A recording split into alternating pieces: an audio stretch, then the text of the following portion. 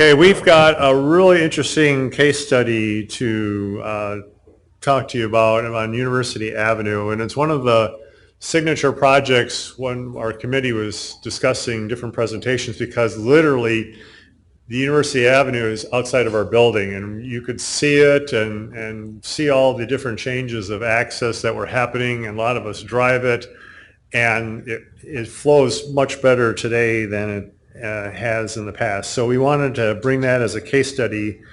So we have Yang Tao, who has been with the city of Madison since 2006 and currently oversees the operations of over 180 staff members. Wow, that's a lot of evaluations to do at the end of the year. He attained his PhD in civil engineering from University of Wisconsin-Madison, minor in business. And another whoop in the audience. You know, Andy, we just appreciate you being here, all the whoop-whoops from the back here. And you've got so much on your bio, I'm going to say you've done everything but go to the moon. So we really appreciate that. And then our other presenter here is Aaron Steger. And Aaron is a project manager with KL Engineering, 20 years of design experience and construction experience, a variety of transportation-related projects, and also a couple others with regards to Allen Boulevard and Seagull Road through the city of Middleton. Again, by the way, the university project, another accolade, was selected by Wisconsin DOT in 2013 as the best urban design project in the state of Wisconsin. Yang and Aaron, please welcome them. Thank you.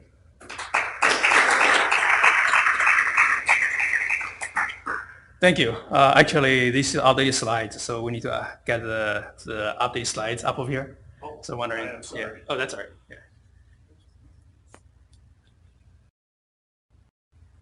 All right. Thank you. Yeah. Sorry about that. Yeah. Again, my name is Yan Tao, and I'm from the city of Madison. Today, Aaron from KL Engineering and I are going to talk a little bit about our recent University Avenue project. University Avenue is one of the primary arterial streets in Madison. It connects the west suburbs with the downtown Madison and also UW campus. For this stretch of roadway, it carries anywhere between 30,000 to 55,000 vehicles a day. It's definitely one of the busiest non-freeway arterials in the state of Wisconsin. And for 2012, we reconstruct a segment of it. That's from Seagull Road all the way to the west to city limits near Allen Boulevard, about 2.5 miles roadway. So before construction, it's mainly, let's see if the pointer will work.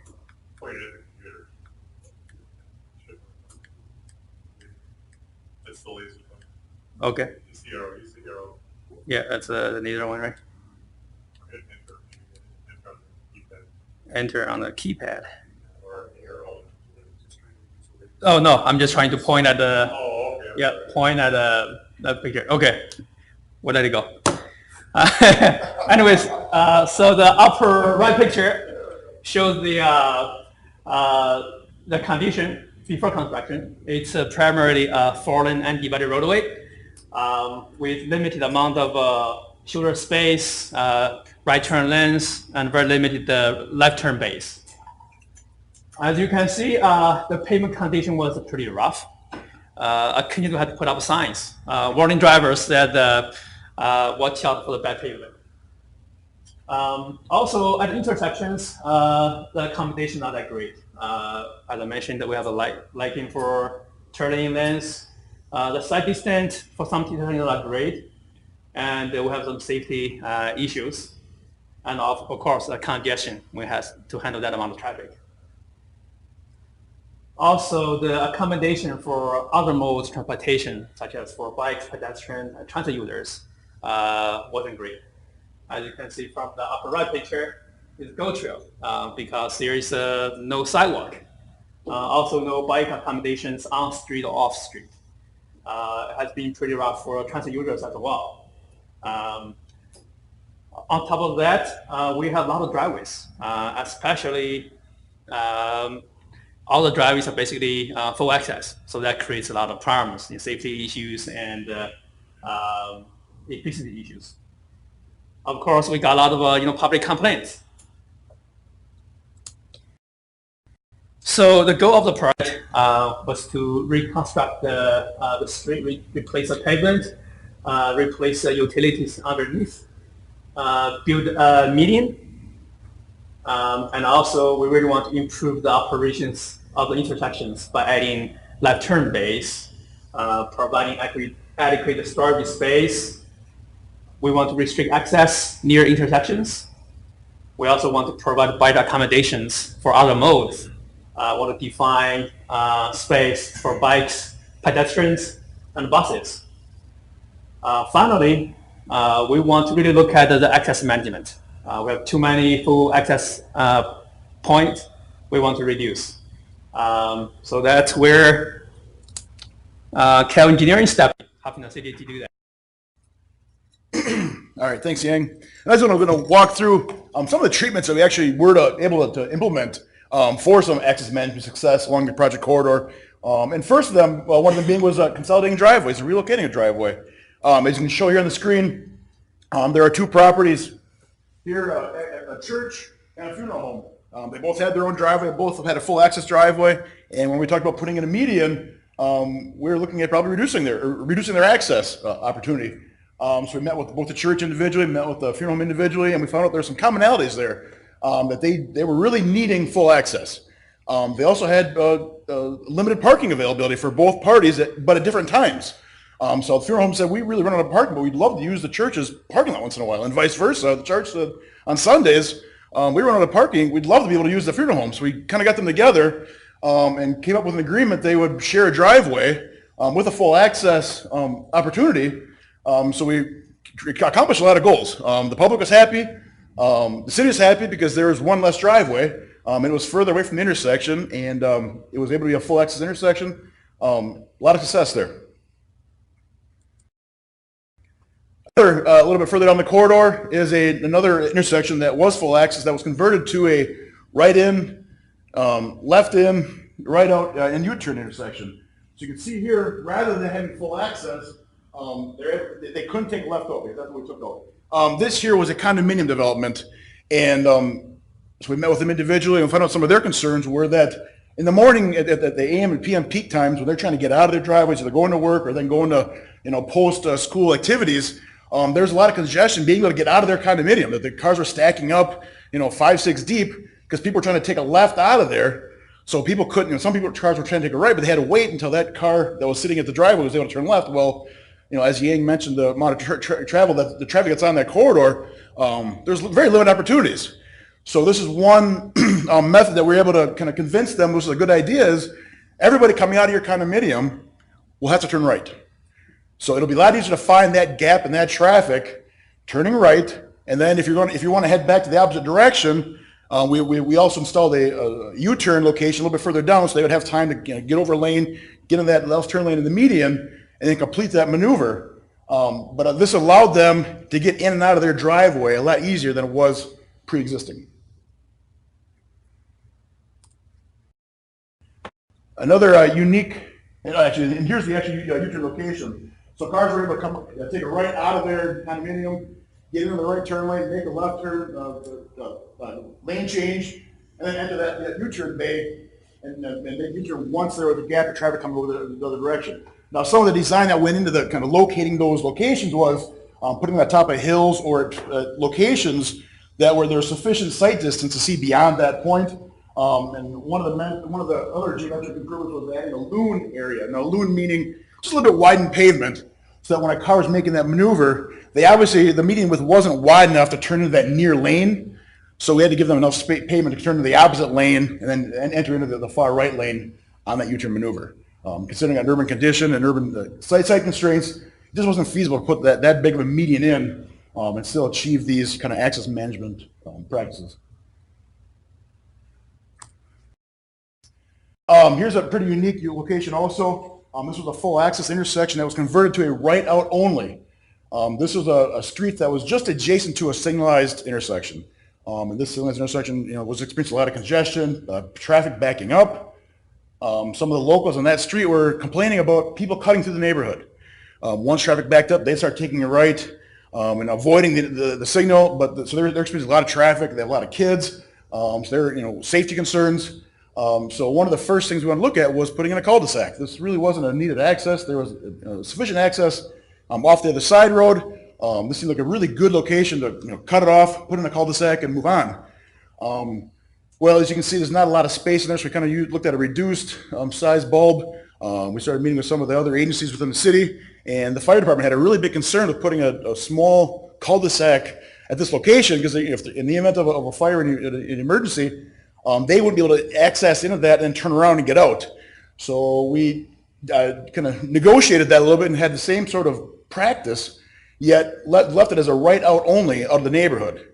So if you want to get in there, you had to use the back access off the side road, but in order to come out, that was able to appease the emergency vehicle access and also the local access concerns. This is a really unique location also. This was an area that had a severely skewed side road. You can see here the local street on either side was connected. I believe the skew angle is like about 30 to 25 degrees. So as you can see, that doesn't meet standards. So that was something we needed to improve. Yet there was a lot of traffic and development on both sides of this roadway that was pretty heavily used. So what we were able to install here was what I refer to as a split T intersection. So we took the severely skewed road, brought it down to more of a standardized skew angle. Did the same thing on that side, and we sold this to the public as being really a full access intersection. Because if you were on this local street and you wanted to be able to go straight, because there was a decent amount of traffic that was going across University Avenue, is that they'd make a right and make a quick left turn on the road they wanted to go to.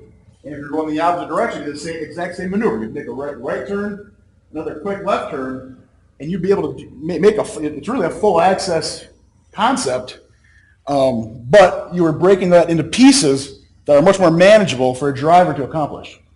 So along with that, there's also another pretty significant property was a gas station. And they had 3 driveways along the frontier, the other one on the side there. And so that was the next intersection, we wanted to reduce that. So we coordinated with the property owner. They had concerns with actually getting their fuel tankers in a note. So we actually looked at some different templates on how to actually get those maneuvers through their property. The city was willing to dedicate some of the right-of-way that we had reserved for the roadway back to the property owner, an easement, or a permanent easement, so they would be able to expand their parking lot into the right-of-way, allow that maneuver and that site, internal circulation to be maintained, yet we also reduced the driveway, and we also added a long-term bus stop for Madison Metro. So a lot of things were accomplished here with that space to make sure all parties were satisfied. So there's also another piece of another commercial building down here that was provided access. You're coming in this direction, you turn in, and then a shared access back to the gas station. So, like I said, that took quite a few meetings and negotiations, and it tweaks back and forth. But overall, we accomplished a lot of access management techniques in this very short area, along with some crosswalks. And I guess right here, we placed the crosswalks outside these median locations so that you have more area to store pedestrians in the median and get outside of those heavy movement areas. Another treatment used here was the continuous green T intersection. This was added late in the project. This was a parcel that was developed into a UW hospital clinic. It's extremely close. It's right at the quadrant of Whitney Way and University Avenue. So it's a really high traffic volume, busy intersection. Based on the traffic volume coming out of this intersection, they wanted to get a signal, a full access signal, but we were going to be seeing queuing from Whitney Way still into this intersection.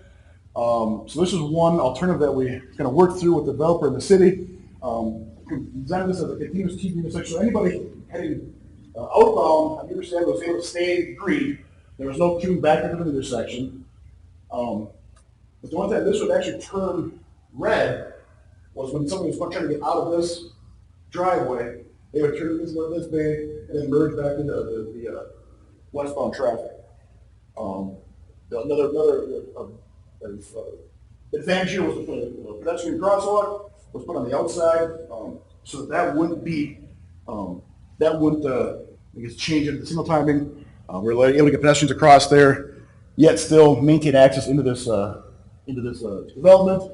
People coming from the way will turn in the left turn lane when they're at the green arrow. So even though we were really close, and I'm sure we were within those access management limits of an intersection, we're able to accomplish a lot of movement here, and with in a very safe way. And as you can see, some of the things I mentioned along through all these different areas is we used a lot of different public outreach methods. We didn't just have one PIM and say, well, this is what we're going to do. You know, it's going to be fun. That's not how it worked. So we actually used the kind of what's the term is the SDIC method, where it's basically you go to the public first and try to get their idea of what's going on, get them on board, get them to understand that there really is a problem. There's something out there we need to solve, but we're not giving them solutions yet. We're trying to gather their opinions and make them feel like they're part of the solution, because they know what the problems are, and try to involve them early on in the process to get them to be on your side, not on the other side of the fence. And then after that, just kind of get them, you know, the next step of that process is to get people to understand it's our responsibility to tackle it. It's not appropriate to acknowledge this as a problem and then not do anything about it. So we know there's a problem, we have to do something about it, now we're going to find a solution that's sensible. Now, it may not be what we wanted, it may not be what you wanted, but let's work together to find something that both parties are willing to accept into the future. Because a lot of these public improvements, you don't change these in 2 years. You don't change them in 3 years. These are usually long-term solutions, something that you have to live with for quite a while. And the final thing we want to do through the SDIC process is make sure that people understand that we do listen and we do care. We're not just saying, oh, give us your opinion, and then turn around and say, well, here's the solution that we came up with behind closed doors, but make sure that they're part of that process. So one of the things we did is we met with different business owners on site, on their property, not just meeting at a general place where everybody can come in and introduce their opinions, but actually going to them. Find times what's convenient to them, getting their understanding of what their access needs were, because a lot of times you don't always know, especially their internal circulation. How do trucks get in and out? How do vehicles get in and out? How do they see their site operating and functioning? And how do you make sure you're not making severe changes to that? Like I mentioned, a lot of public involvement meetings with property owners, condo associations, neighborhood associations, all people that had a vested interest in the success of this roadway. And luckily, they were very willing to share opinions, which is both good and bad. But luckily, they were really willing to work, because they knew from the beginning there was a problem, and we had to come up with a solution. And they felt like they're part of that solution, and we were able to implement some of these what I would consider pretty drastic changes to a 4-lane undivided roadway. Like I mentioned, there was a lot of public involvement meetings, and one of the things we spent a lot of time on was kind of introducing the whole right turn, U-turn concept. It really is a unique solution, but it really is this project was a unique project. It's not built on a grid system where you have a lot of alternate access. We had to provide solutions within the corridor, within the right-of-way. So we kind of built in a lot of what are the advantages of a whole right turn U-turn concept. We cited different studies, showed what the advantages were, what some of the results were of where they're implemented in the past. It was actually kind of interesting, kind of a side story. When we first started the project, we started sitting out scoping and looking at the project and what we could do. And a couple representatives from the city's Common Council told us, he said, just so you guys are aware, this is a very educated part of town. Don't throw stuff up that you can't back up, because they will research it and they'll come back.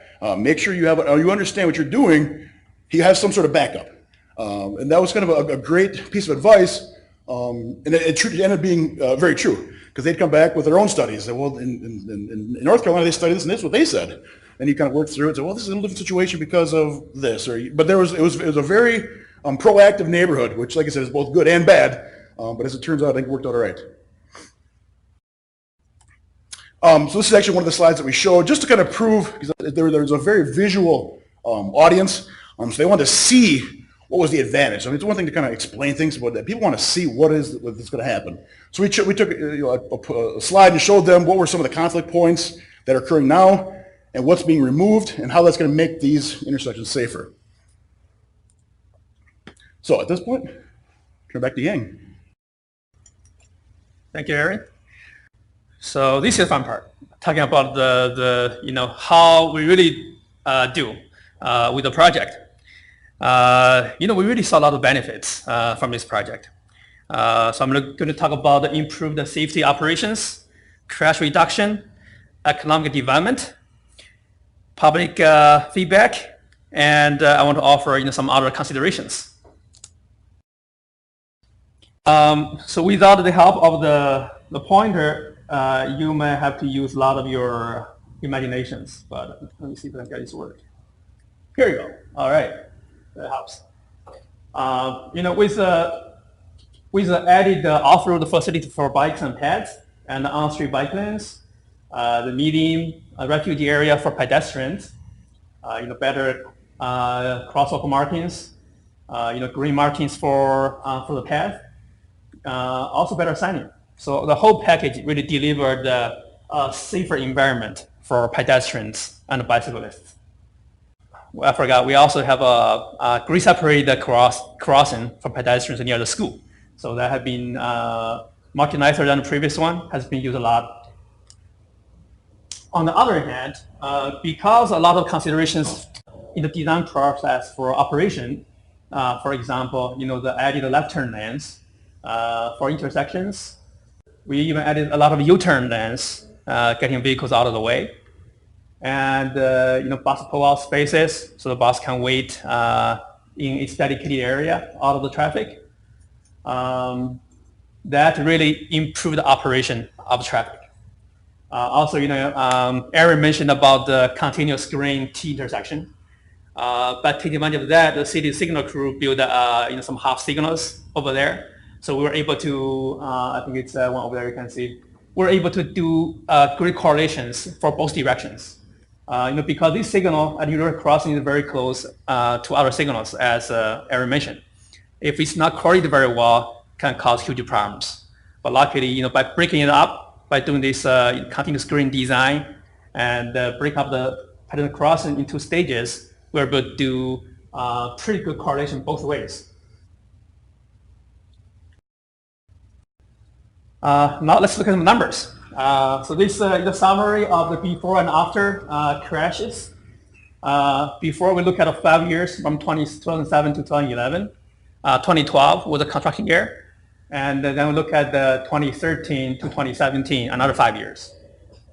So crash was reduced from a total of 234 to 212. So that's about the 10% reduction in crash in a total corridor.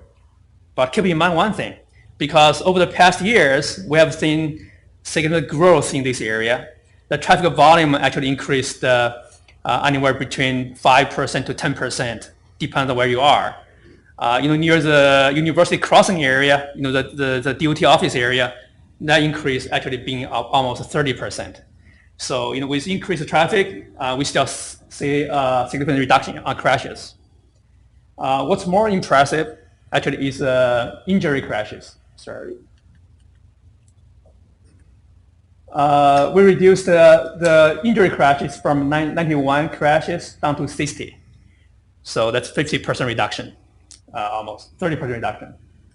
And the number of injuries involved from 133 to 73. So that's pretty impressive.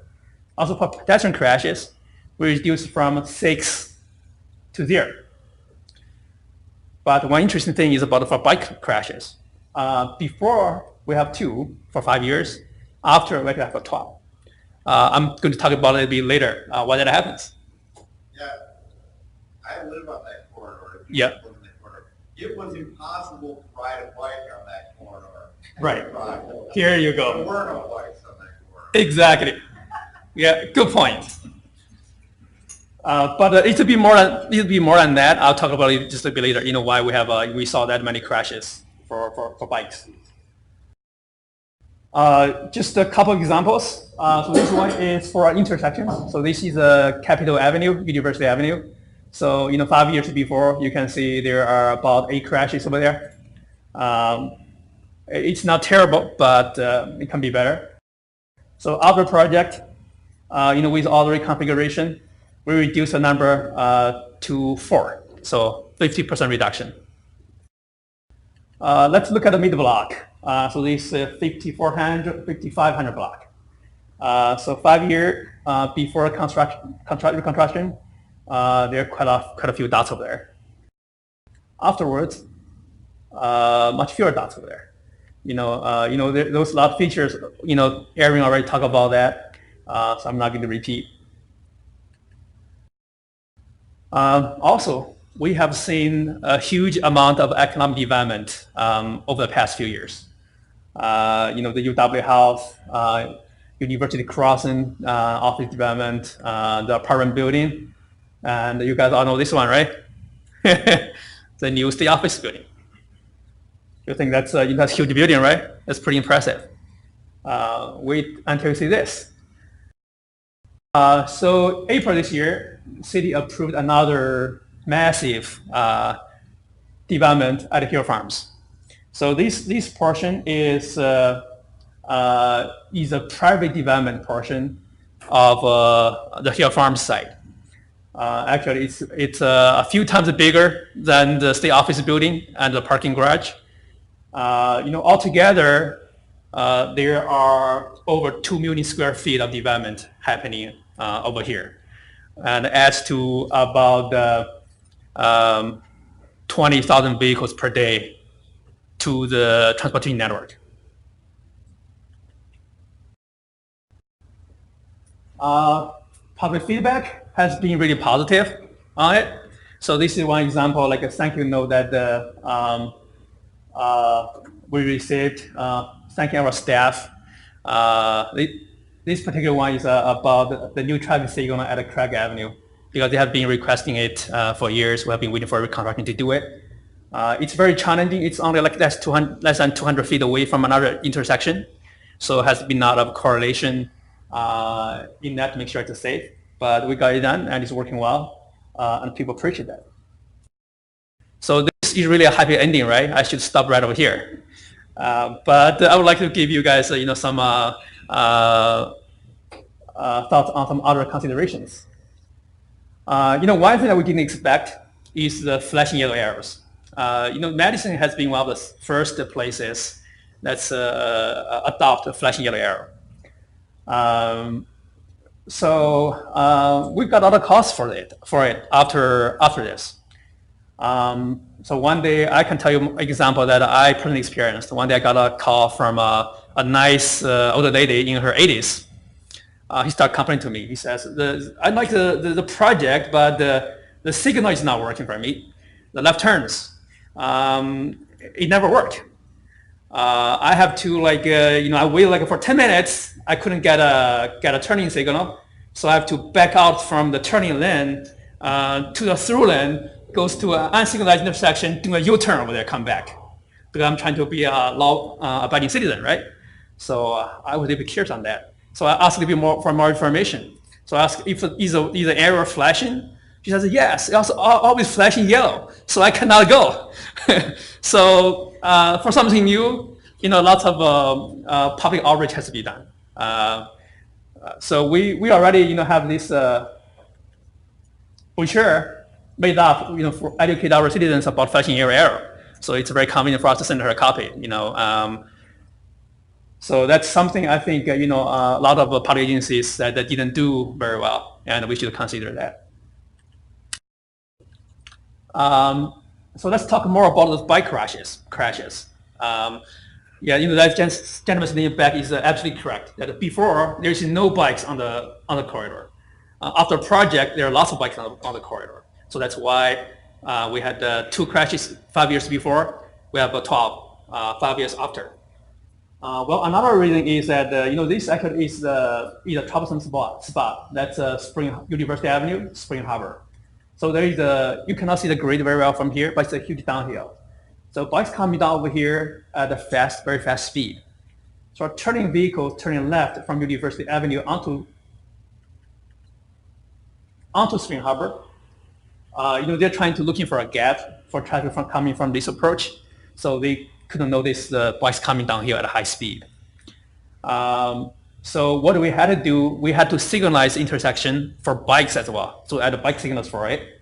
So we add bike signals on it, added the warning signs, and when bike signal is green, we have to add electronic low right turn signs from all the directions for turning vehicles. So it's a protected phase for bikes. So after we did that, it took care of the problem. Also, Aaron mentioned about the continuous green T intersection and the half signal. It's operating very well at University Crossing, and we like it so much. So we did another one. We're going to do another one for the Hill Farms development. So that's the intersection is built right now. They're going to punch it through over here very soon to the site, and there'll be another signal like that. We also are looking at doing adaptive system on University Avenue. We got a federal grant for that, and we did the design in-house. That's complete. We're starting construction and finish the construction in 2018. We did a first corridor, as you guys know, on McKee Road, Fishatry, as part of the Verona Road Line reconstruction project. That one has shown a reduction of congestion emission up to 20%. So hopefully this will help a lot on University Avenue as well, especially considering all the developments that are going on right now. We talk about access management, right? So I also want to mention one thing that's we're trying to do a lot more here in Madison. That's transportation demand management. I think we should get smarter on that. Which instead of building our way out of problems, we should think about managing our demand to reduce the pressure on transportation network, to provide better pedal-bike connections, other transportation strategies. So we were able to work with the developer of Madison Yards, that's a private portion of Hill Farm Development, to set up the city's first transportation management association. I think that's also the state's first one. It's an official governing structure, let all the users on site put resources together to provide the transportation demand management strategies. So I think that probably be, with kind of development going on in the city, that should be that's a way to consider. With that, Aaron and I can answer some questions. We got a break coming up in a half an hour.